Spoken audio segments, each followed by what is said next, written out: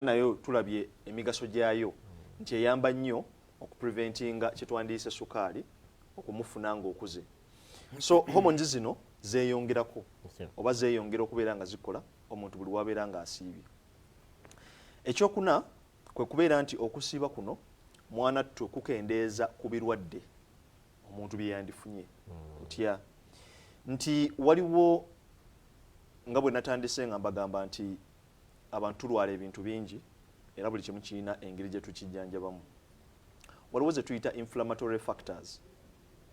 Inflammatory factors zino bye bintu ebijja oba ebyeyongera okusobola okulanga nti waliwo obulwadde obujja. Kakati omuntu waba asiibye, researches ez'enjawulo ziraze nti inflammatory factors zino eno zibeera nga zikendeera. Bwe zikendeera kitulaga bulazi nti omuntu aba akendedde mu ngeri gy'agenda okulwalamu oba obulwadde oba omusiibi ono tagenda kufuna mangu bulwadde. Obulwadde obwo buba bungi. Ekisookera ddala tulina kye tuyita rheumatoid arthritis. Rheumatoid arthritis kwe kubeera nti ennyingo zaffe oba ez'emikono ez'ebigere mainly zino extremities tuziyita extremities eba parts zino ezisembayo bones ezo eziba zisembayo obugere mu joints muneeno zitandika okuzimba omuntu waba nga afunye kye tuyita rheumatoid arthritis. Zizimba ate nga ziruma nnyo.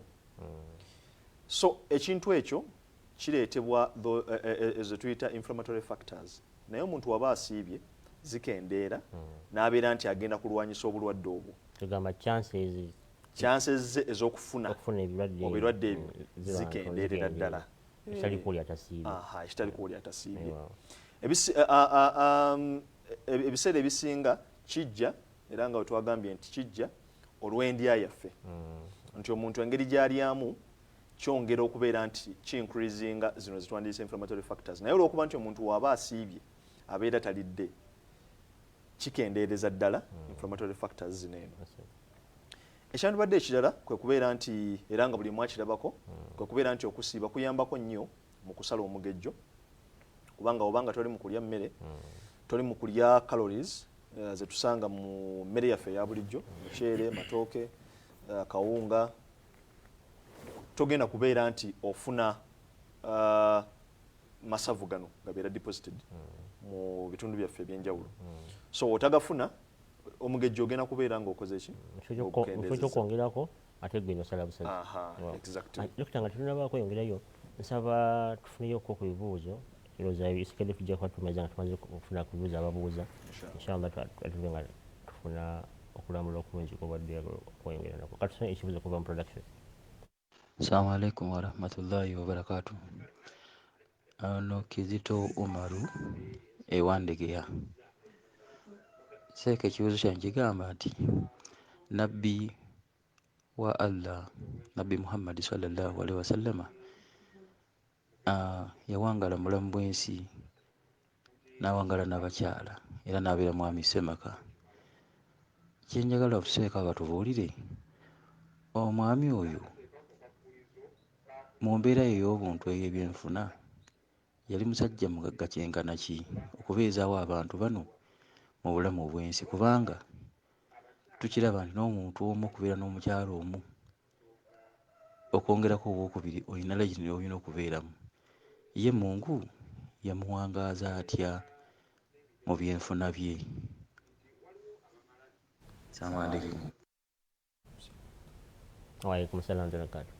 Sheikh Mahmoud mwami Kizito okuva ewandegeya mulidde bulungi. Tweyanziza nnyo ekibuuzo ekyo. Ekibuuzo kirungi nnyo.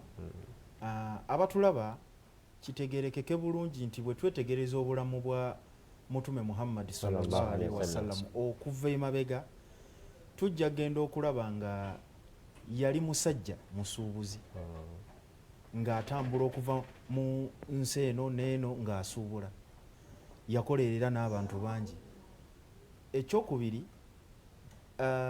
bwe twetegerezera obulungi tujja genda okulaba nga Mutume Muhammad sallallahu alaihi wasallam era yali mulunzi nga tannaba kufuuka nabbi yalundanga embuzi ez'abantu era n'asasulwa. Era ekyo kyerambika bulungi nnyo mu ahadith ezo eziraga nti nno yali muntu nga mulunzi ekitegeeza nti nno kuva dda yali muntu nga mutakabanyi ekirala bwe twetegereza nti bwe yawasa omukyala gwe yawasa Khadija ffenna tumanyi nti no yali mukyala nga mugagga nnyo era omukyala oyo bwe yakkiriza okufumbirwa mutume Muhammad sallallahu alaihi wasallam yakwata ebyobugagga bye byonna n'abiwa mutume nga yaba abikwasaganya n'abeera ng'abimuwadde ng'omukyala takyabinamu na mukono kati bw'oyogera ku kubeera nti nno yabeerangawo atya mirimu gya Allah buli kaseera okusinziira omuntu asomye obulungi ahadisi ajja kgenda okwetegereza alabe nti ono yali muntu Katonda gwe yatonda n'amuyisa mu buli ngeri yonna yonna nga n'omuntu alijja mu maaso agenda kulaba nti ono naye yali muntu yali nabbi naye yali muntu yakolanga ate era bwe yawasa omukyala nga mugagga omukyala oyo n'amukwasa ebyobugagga ebyo mutume Muhammad sallallahu alaihi wasallam ffenna tumanyi ebyobugagga ebyo byeyagiranga yagabanyanga ku bantu n'abawaako abantu bangi nnyo beyayamba abantu bangi nnyo abajjanga okufuna obubudamu ewuwe ate ekirala n'okugabirira okwenjawulo okuva ewa Allah tujjukire bulungi nti no waliwo hadithi egamba nti nno emigabo egy'entalo egiva mu ntalo tejakkirizibwa bannabbi bonna okujjako nabbi Muhammad sallallahu alaihi wasallam kitegeeza nti bannabbi abalala nabo bagendanga mu ntalo balwananga era ne wabeerangawo emigabo naye egyo emigabo egyo egy'entalo ntegeeza nti nno ebintu ebitooleddwa kwabo abalabe nga mugeze mu lutalo ebintu ebyo byali byaganibwa bannabbi abalala naye ku mutume Muhammad sallallahu alaihi wasallam Allah yabimukkiriza era ganaimu zino oba ebintu ebyo ebyentalo nabbi Muhammad sallallahu alaihi wasallam babimuleeteranga era yabigabanyanga ebimu n'asigaza n'abeera nabyo kakati n'ekirala tulina okwetegereza mu suratu Maryam mulimu vaasi ng'eyogera ku Hadharati Maryam bwe bajja ne bamubuuza anna laki hadha n'agamba nti huwa min indillah nti bannange bino byonna obijjeewa Allah yagabiriranga Hadharati Maryam Hadharati Maryam eyali omuwala just muwala muto muwala muvubuka naye nga Allah amulabirira kati bw'abeera nga Allah yalabiriranga Hadharati Maryam n'amuwa ebintu ebimubeezaawo kakati olwo ate bwe tugenda ku muntu ffenna gwe tumanyi nti nomuhsin insaniya omuntu asingira ddala okubeera nga muntu akyasinza okubeera omulungi omukozi w'ebirungi ashraf mahulukiya oyo asinga okubeera nobo oba ow'ekitiibwa ennyo mu bitonde daaya ila Allah ekitonde ekisinga okubeera eky'amaanyi mu maaso ga Allah kati olwo oba ogenda kugamba nti no Allah tamugabirire naye ate era mu ngeri endala twalabanga ng'ebiseera ebimu musajja wattu obudde bwazibanga mu maka nga temulimu kaliro konna kayase ekitegeeza nti no temwalimu era mu hadisi emu lumu yajja n'abuuza Hadharati Aisha nti bannange mulinayooko akantu konna ne bamugamba munnange tewaliwo kisigadde okujjako tusigazaayooko ku ŋŋano ntono nnyo okujjako n'obugulu bw'embuzi kino kikulaga nti ye Allah yamutegeka mu mbeera yonna nti n'abo balijja mu maaso bagenda kubeera nga balaba nti nno kituufu ono yali nabbi naye ate era yali muntu saba production tufune ekibuuzo ekirala. Assalamu alaikum warahmatullahi wabarakatu. Mugyebaleko baseeka mwebale kutuweereza. Ekibuuzo kyange kyenjagala okumpabula musimanyi oba ndi mu nsobi nga bwe kimanyikiddwa nti ffe abakyala tulina ennaku zaffe ezakkirizibwa mu busiraamu ti oba ozimu tosiiba tosaala. Naye kati nga guli mwezi gwa Ramadhan ntera okwagala okusiiba sitati kati zino ennaku zange ez'ekyalo oba nnaku 5 oba 4 bwe ngattako sitati mu butuufu ziba zimmenye kati nze mbadde ntera okukozesa nti wemba naatera ozigendamu nemerawo pills nemba nga siraba musaayi ogwo nensiiba nemmalako nkikola mu nsobi oba saba kumpa bulamu. Assalamu alaikum warahmatullahi wabarakatu. Waalaikum salamu warahmatullahi wabarakatu. Dokita, ojja kuyamba mu nsonga eyo. Omukyala omuwulidde nti agezaako okuba nti yateekawo embeera y'okuba nti tasasula nnaku ziri. Nseka baziba tusomesa wano nti omukyala singa babeera mu nsonga zaabwe ennaku ezo tasiiba naye ng'ate ajja kuba ng'aliwa. Kati alaba ng'ate alina okusiba ne sitati ku nnaku ezo akola atya? Mu kutegeera kwange ku ddiini mmanyi nti sitati sunna oba kusiiba kwa sunna ate kuno okusiiba kwe tulimu okwa Ramadhan ku faradha ate era bwe mba nzijukidde bulungi Allah atugamba mu Qur'ani y'ekitiibwa nti omukyala kasita abeera ng'ali mu nnaku ezo tasiiba wabula ajja kuliwa. Kakati mama waffe omulungi batugamba mu by'omwoyo nti omukulembeze wabeera asabye ekintu oluusi abanga atasabye liba tteeka okubeera ng'okola ekintu ekyo naye ate butya nga Allah yakugambye okubeera ng'okola ekintu nti obanga oli mu mukyala ng'oli mu nnaku zo beera nga tosiiba wabula ojja kuliwa. Kakati ate ekyo kiri kitya lina kuba tteeka nalyo lina kuba faradha, so tekiri advisable ne mu nsonga zaffe ez'eddiini kubeera nti ogaana ekintu ekiri nakyo okubeera nga kigenda mu maaso n'obeera ng'okiziyiza okusobola okubeera nti osiiba sunna ng'okusiiba kuwedde. Wabula ne mu nsonga y'ebyobulamu tekiri advisable kitya nti number one pills zino kyemmanyi they are contraceptives oba ezo ezikozesebwa baziyita kizaala ggumba n'obeera nti omukyala azimira okupreventinga okuzaala. Kakati pills ziyinamu ebika ebyenjawulo. Waliwo pills ezimu nga bw'ogimira oba nga bw'ozimira zeetaaga omuntu okubeera ng'alya kubanga it's essential. Omuntu yeetaaga okubeera ng'alya kubanga bw'atalya kigenda kubeera nga ate kyaffectinga obulamu bwe, zirina side effects. Era wesanga nti abasoba batugamba ogenze mu ddwaliro ogamba okumya eddagala lino olina kusooka kulya akantu. Exactly. So ne pills ezo waliwo ezimu ezeetaaga okulya nga bw'oba obadde tozikozesa kubanga oyinza okuba nga obadde tozikozesa before nga okizze ng'oyagala ku preventinga ki musaayi guno ogujja. Kakati ogenda kiyingiza mu buyingiza omubiri gw'ogenda kugusuulako obusuuzi rutiini eyo ebadde teriiwo. Kakati wogusuulako obusuuzi embeera eyo gugenda kufuna obukosefu obw'enjawulo. Allah w'ekitiibwa aba atuganye ekintu yasinga otutegeera. Kakati tubeere nga tugondera embeera eyo Allah gy'abeera ataddewo kubanga ye nga manufacturer w'emibiri gyaffe yasinga okumanya function yaazo era engeri gye gikyambulamu. Kakati embeera eri nakyo weebezze tobeera ng'ogiziyiza, gireke egende mu maaso. Ennaku neweebeera wiiki namba kiba beta gwe okuliwo ezo because kyoluubirira sunna si faradha.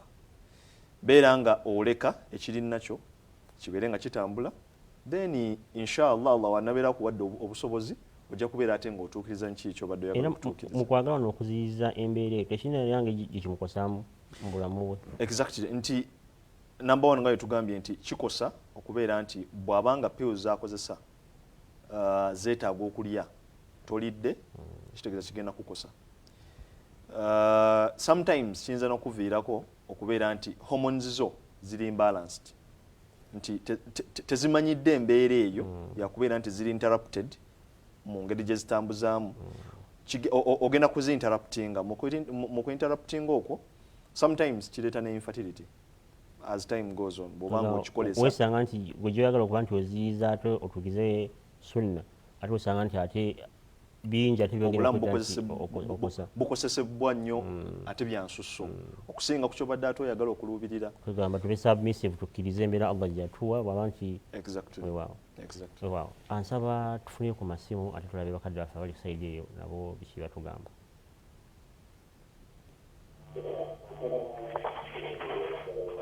Alaikum halo. Waalaikum salaam wa rahmatullahi wa barakatuh. Sebo amannya go gy'osinzidde n'ekibuuzo kyo. Yes mwami Haruna, osinzidde wa mwami Haruna? Yes sebo. Weewaawo.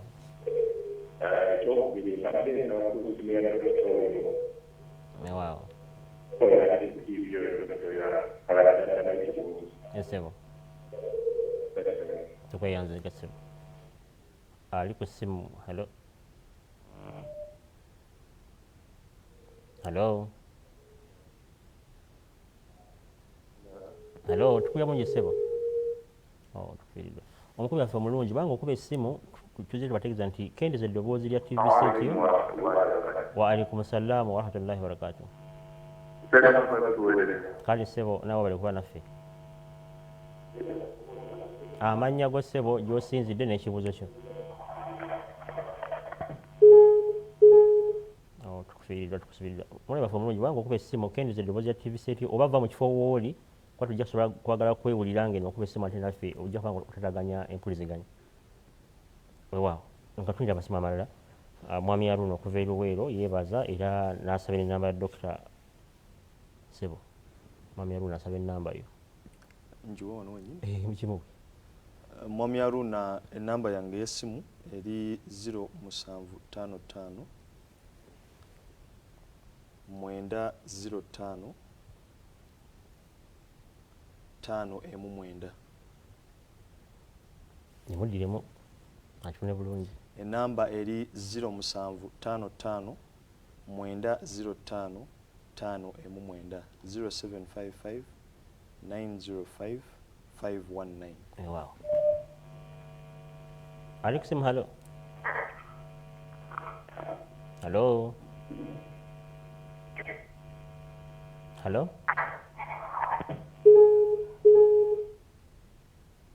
Omulaba ffe omulungi bwanga olemeddwa okuyita ku ssimu ya Airtel osogezaako essimu ya MTN namba bateekawo bbiri ku screen yo bw'obanga olemeddwa nga eno sans traffic mungi ategezaako essimu endala. Ali ku ssimu hello. Bw'oba nga teri ssimu ndala nsaba tufune ekibu. Hello. Hello. Hello. Hello, tukuba bulungi maama. Amannya go gy'osinzidde n'ekibuuzo kyo. Waaw, aja tushamye mafaali. Waaw nyabo.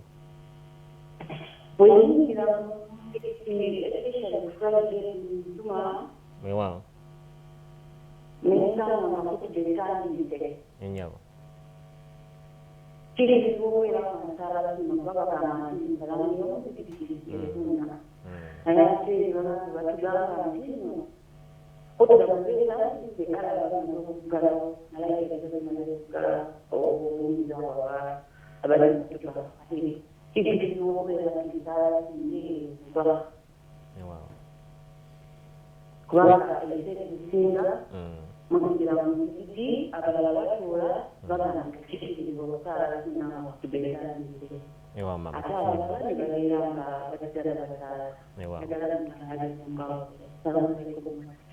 Waalaikum salaam wa rahmatullahi wa barakatuh. Tuanza jamaa ekibuuzo kyo.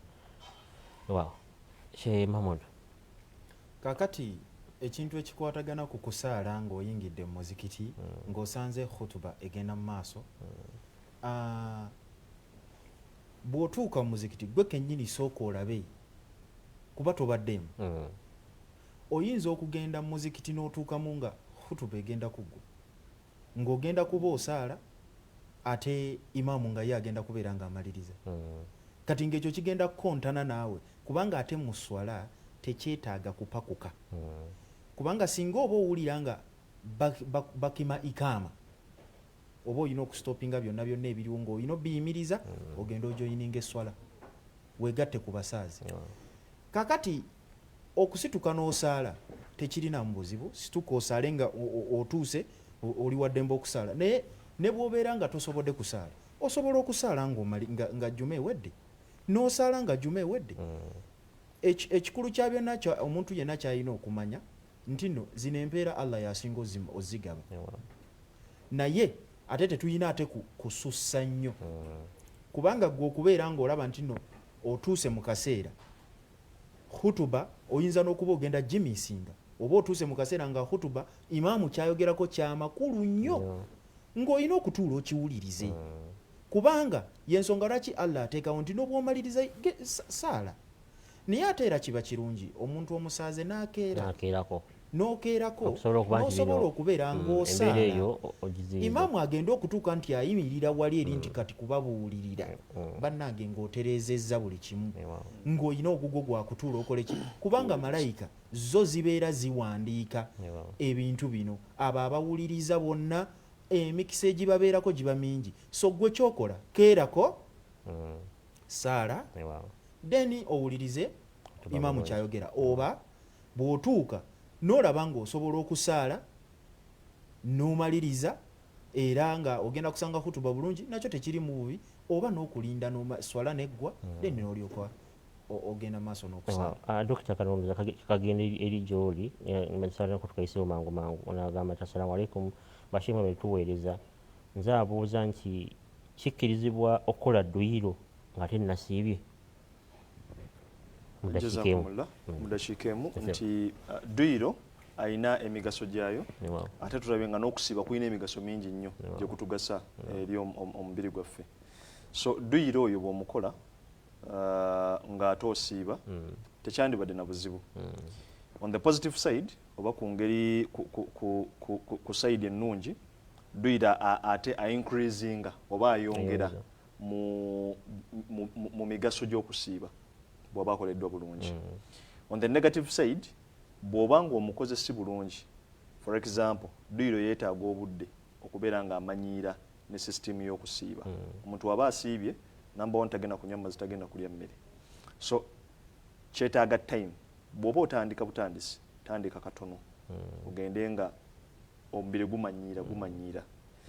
Then ekyokubiri obanga oli intended okukola dduyiro mulungi n'omukola mu budde obw'okumakya awo akazuukuka ovudde ku ddaakuyo osobola okukolawo ku dduyiro awo, kubanga mu kaseera ako omubiri gukyali fresh bulungi, glucose akyalimu oba sukaali akyalimu, asobola okubeera nga akuwa amaanyi. So wekigenda mu maaso ate kiyinza okubeera nga kiyinza okukukosaamu obeera nga totambula bulungi.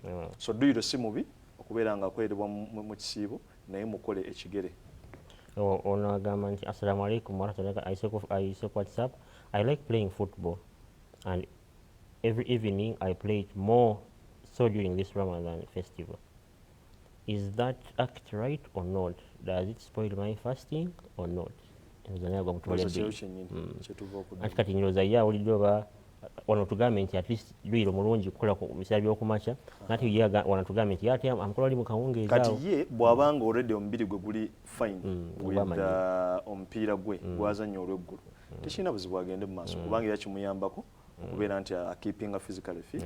Naye bw'abanga afunamu obuzibu ng'amaze okusamba omupiira ogwo then aba alina okukikendeezaamu n'abeera nga ayamba ate omubiri gwe. Sheikh Mahmoud, omuvubuka ono okusamba omupiira kirina engeri gye kisiibo kye ekikolwa ky'okusamba omupiira?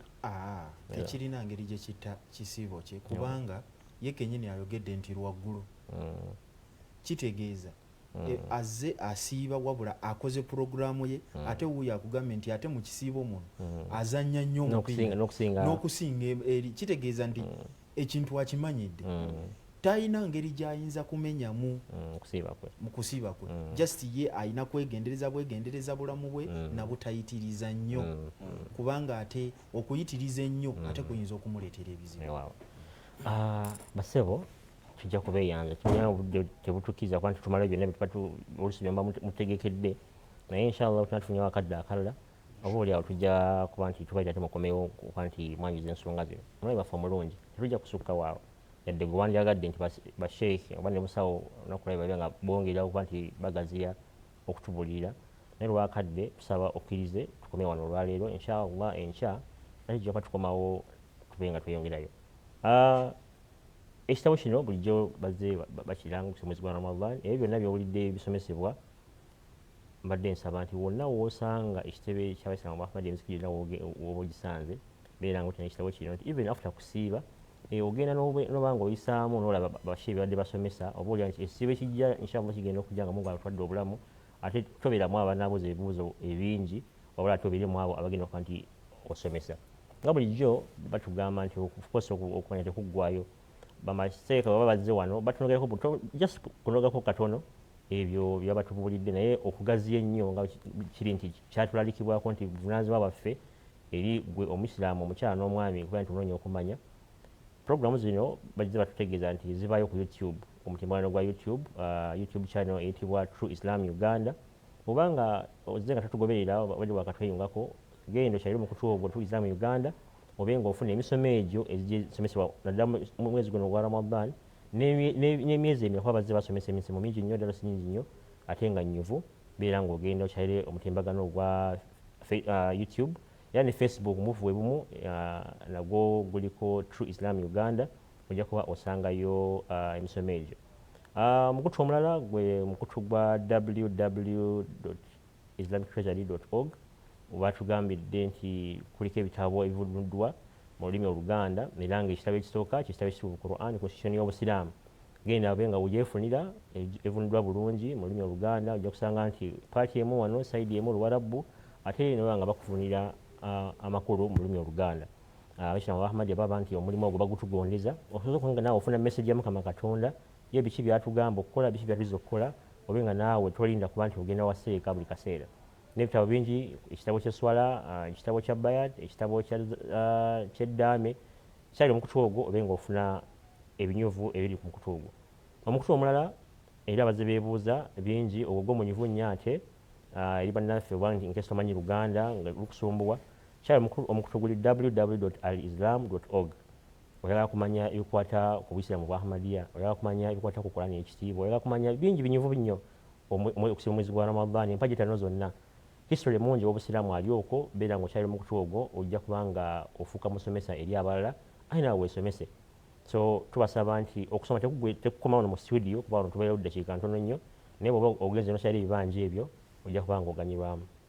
Bakadde bange abali eyo mu production mukulu Ali, mukulu Waswa, mukulu Peter, mukulu Marvin, mukulu Steven tubeeyanza omulimu gw'ettendo gwe mutukolera okulaba nti mutuusaako abali baffe abalungi abali ebunaayira abali mu Uganda mu bitundu ebyenjawulo wonna okulaba nti bafuna okusomesebwa kuno. Bakadde baffe aba BBC Terefayina tubeebaza kansuso era tusaba Mukama Katonda nti omukisa guno gwe mwatu okuba nti tujja ne tusomesa eggwanga tusaba Mukama Katonda abe nga abagaziyiza abasomu ekisinga okubeera ekirungi.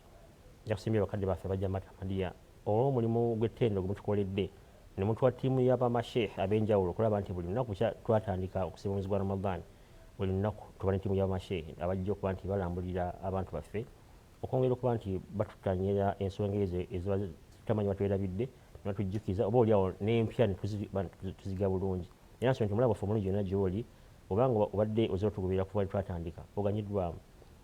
Sijja sukkawo awo olunaku olwaleero omwanyiza wa programu Seganeze Ssegonja Ismail Kiyemba tusaba Mukama Katonda atusoose mu nnaku zino ezisigaddeyo nga tusibula omugenyi Ramadhan atuteekemu abo abagenda okuba nti tufuna empeera yenga ye tumufuna kuba atugambye empeera y'okusiiba ate tusigale nga tutambula mu bufu bwebwo oba oliawo wanaaba tusaze nti omwaka ogujja tunaaba tusangiddwawo ate n'ekisiibo ekyo tube nga tukisiiba nga tuli mu mbeera gye tubadde tutambuliramu ennungi.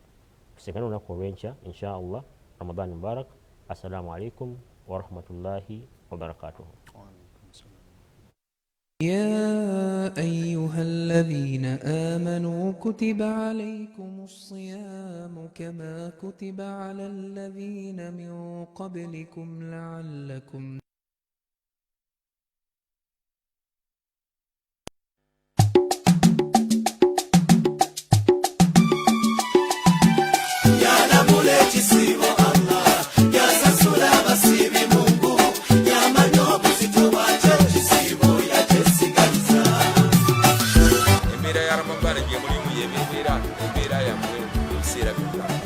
tusale sale ttaano swaleza sunna swaleza farada obulamu bwensi buno tubuli mu kawuko nawe kolerera akhira kubese nkyokivaamu ijamira yazidi swabatwaha guno mwezi gwakwegayirira nakwenenya nakwesabujja nayatotulaga ebya Allah babivako toli kubikusumbuwa ebyasawo mukwetawanya abalaba bosuwa empeera bosuwa ebirungi abamuwatta obutebe Allah nayalibaniriza yalamula ekisiibo Allah yasasula abasiibi mungu yamanya okuzituba kyo kisiibo yakyesiga subikwatasiba yalamula ekisiibo Allah yasasula abasiibi mungu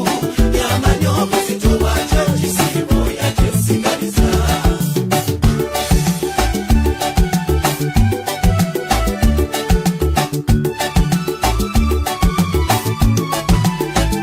asibya sitowa okukira enjinja abanga kya muwendo nawe kuba kutunda asibya abeera aseerebwa ne muranka ez'amagye olabanga kulutu naye wakatonda asibya abana amayinya asibe muzitowa okukira enjinja mubenge ky'omuwendo yerwaza alusunsuwa nebyo yabirikudira kiyama yalamula ekisiibo Allah yasasula abasiibi mungu yamanya okuzituba kyo kisiibo yakyesigaliza abasiibi mwebale yalamula ekisiibo Allah yasasula abasiibi mungu yamanya okuzituba kyo kisiibo yakyesigaliza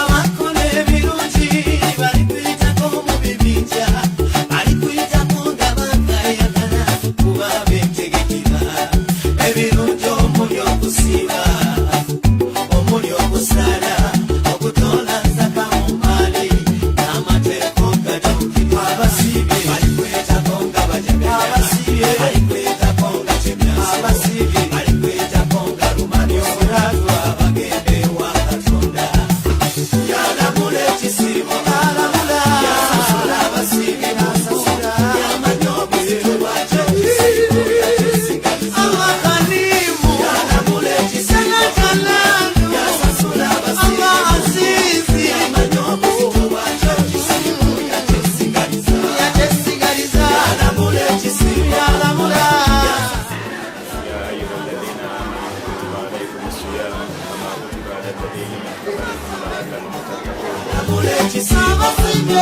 yasasula abasiibi balasula yamanya obuzituba kyo kisiibo yakyesigaliza